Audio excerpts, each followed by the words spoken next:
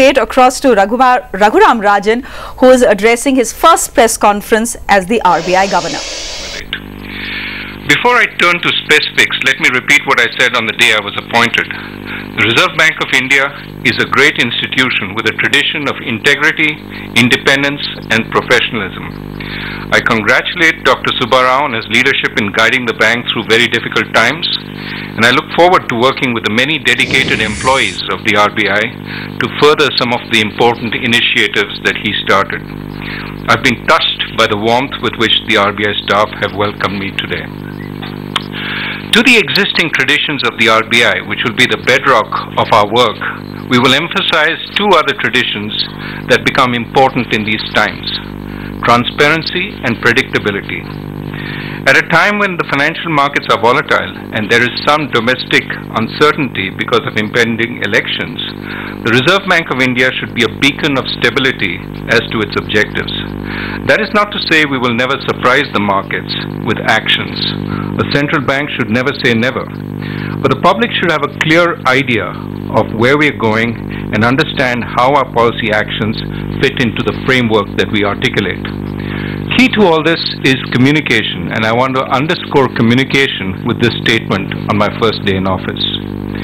Let me turn first to monetary policy. We will be making the first monetary policy statement of my term on September 20th. I have postponed the original set date a bit so that between now and then I have enough time to consider all major developments in the required detail. I will leave a detailed explanation of our policy stance till then. But let me emphasize that the RBI takes its mandate from the RBI Act of 1934, which says the Reserve Bank of India was constituted to regulate the issue of banknotes and the keeping of reserves with a view to securing monetary stability in India and generally to operate the currency and credit system of the country to its advantage. The primary role of the central bank, as these words suggest, is monetary stability, that is to sustain confidence in the value of the country's money. Ultimately, this means low and stable expectations of inflation, whether that inflation stems from domestic sources or from changes in the value of the currency, from supply constraints or demand pressures. I've asked Deputy Governor Urjit Patel, together with a panel he will constitute of outside experts and RBI staff, to come up with suggestions in 3 months on what needs to be done to revise and strengthen our monetary policy framework. A number of past committees, including the FSLRC, have opined on this, and their views will be considered carefully. I talked about the primary role of the RBI as preserving the purchasing power of the rupee, but that is not its only role. We have two other important mandates: inclusive growth and development, as well as financial stability. As the central bank of a developing country, we have additional tools to generate growth. We can accelerate financial development and inclusion. Rural areas, especially our villages, as well as small and medium industries across the country, have been important engines of growth, even as large company growth has slowed. But access to finance is still hard for the poor and for rural and small and medium industries. We need faster, broad-based inclusive growth, leading to a rapid fall in poverty. The Indian public would benefit from more competition between banks, and banks would benefit from more freedom in decision-making. With this in view, the RBI will shortly issue the necessary circular to completely free branch banking, or I should say completely free bank branching for domestic scheduled commercial banks in every part of the country. No longer will a well-run scheduled domestic commercial bank have to approach the RBI for permission to open a branch.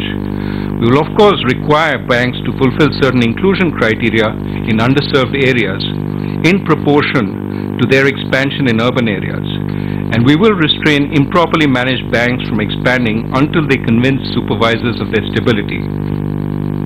But branching will be free for all scheduled domestic commercial banks except the poorly managed. There has been a fair amount of public attention devoted to new bank licenses. The RBI will give out new bank licenses as soon as consistent with the highest standards of transparency and diligence.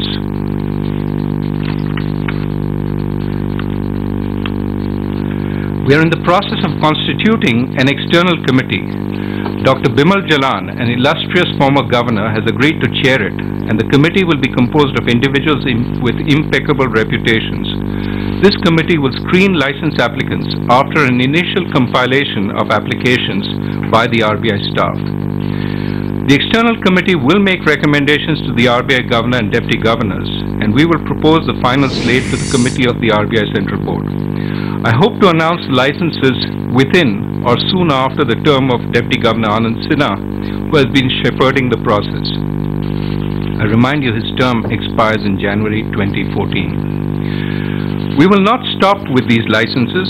The RBI has an excellent document on its website exploring the possibility of differentiated licenses for small banks and wholesale banks, the possibility of continuous or on-tap licensing, and the possibility of converting large urban cooperative banks into commercial banks.